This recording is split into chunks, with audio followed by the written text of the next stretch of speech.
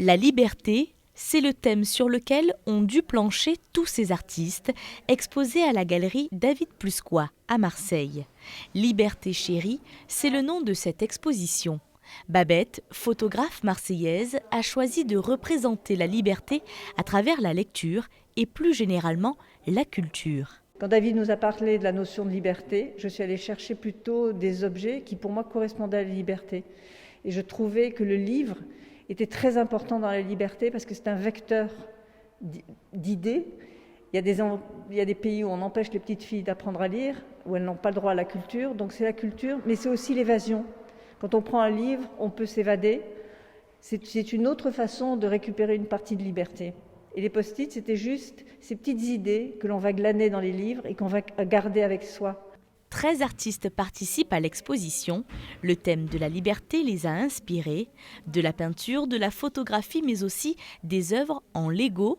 Ici, le monde enfermé par un grillage. Chacun a trouvé dans son univers, avec son univers, de quoi exprimer ce qu'il ressentait quand on lui parlait de liberté. Cette jeune peintre, quant à elle, s'est approprié le thème de la liberté à travers celle de la femme.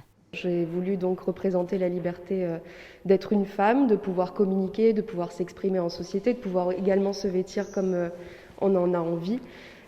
Donc c'était important pour moi, la liberté, c'est d'être qui j'ai envie d'être en tant que femme.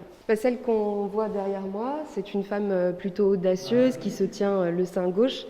Ça m'a fait penser un petit peu en la faisant à ces Amazones qui souvent avaient le sein gauche dénudé.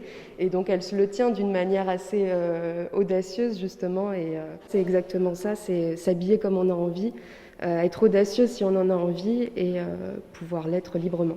Dans le contexte actuel, lié à la crise sanitaire, cette exposition est une façon de maintenir le lien avec le monde de la culture. Les musées étant fermés en cette période, c'est agréable, je pense, pour tout le monde de pouvoir voir de l'art et justement se cultiver, pouvoir discuter avec les artistes aussi. Et c'est essentiel en ce moment. Une trentaine d'œuvres à découvrir jusqu'au 17 avril prochain.